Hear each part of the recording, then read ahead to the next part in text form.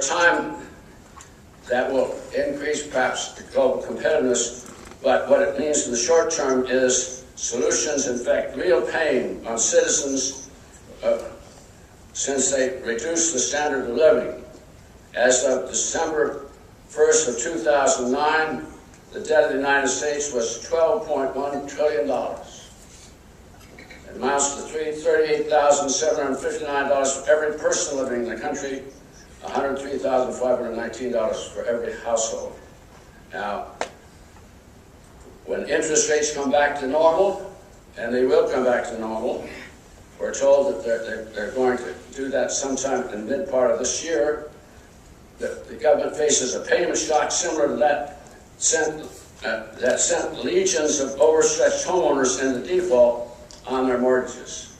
We have to climb out of debt, and the time has come now to reinforce the principles which have saved us in the past. I'd say that now. That's the quotes from that paper, which I think is very staggering.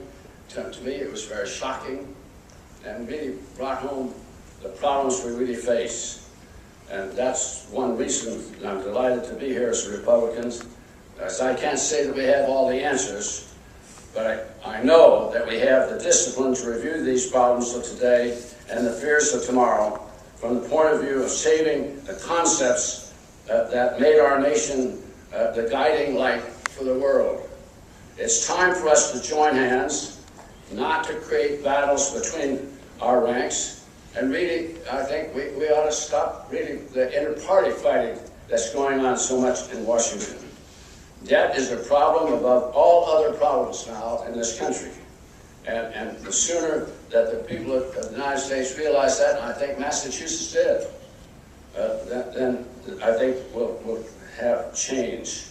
In the coming election, our state has many new candidates that seek office, and many of you here, I think that's very good. I encourage that concept to you. I've always believed in public service, that is something that we all owe as a debt for what we enjoy in this country.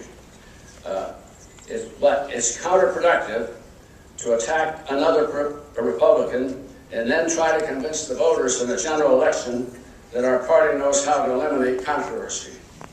Many years.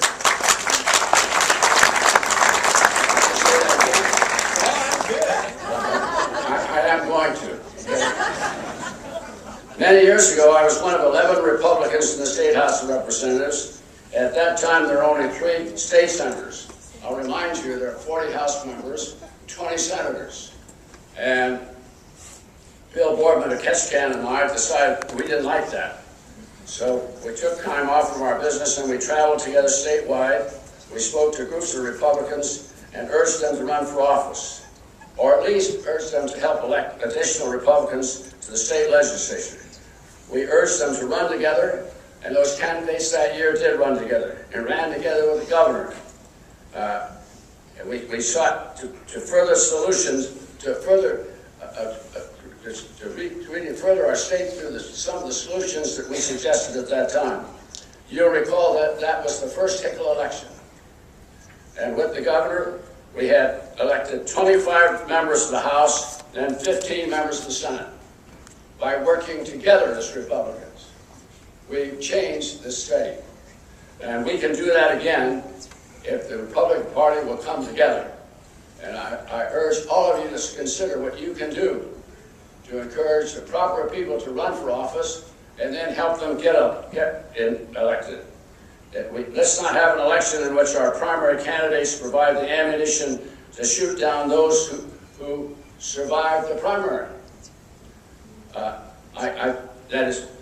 What I mean is, when a Republican attacks another Republican in the primary, his Democratic opponent in the general election will just use the attack that his opponent who lost against him again.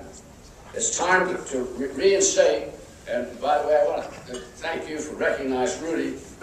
Rudy has done a wonderful job during the time that we've worked together, and I do think he deserves a great deal of credit for the comeback we're having now.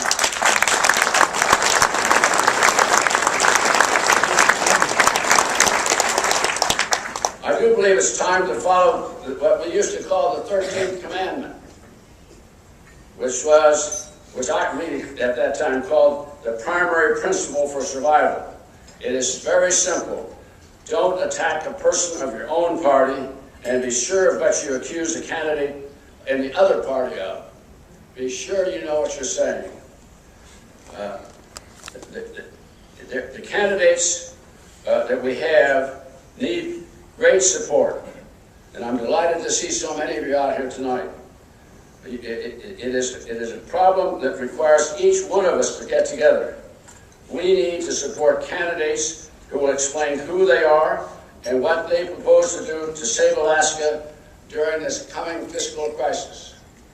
I do hope that we can avoid electing people who would destroy another Republican in order to bring about personal success. We have, without any question, one of the greatest problems of all states. And that is because our industry is disappearing, and our jobs are declining, people are leaving the state, and we have to renew the faith of our people in the state. That's up to us as Republicans to do that. And I hope that you will join together, follow the leadership of Rudy and the others who are trying to bring our party together, and try to get us to the point where we do everything we can to prepare for the crisis that's coming. It is not something we control. You can read the papers and see and listen to the news and realize just how serious this situation is. And it can only be overcome by what Ronald Reagan said, and that is to get together and produce jobs and find a way to work our way out of this. And you can't do that by promising new programs every day to people to try to convince them that we can continue this path of increasing debt. I do hope that you'll, pardon me for getting too serious with you tonight, but I do thank you, as I said in the beginning, for the privilege of having served this state for 40 years. I think that there's no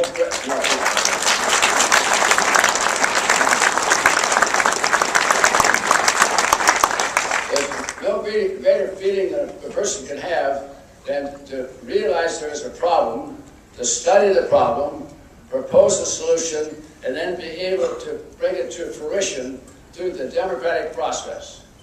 That's what elected people are supposed to do. I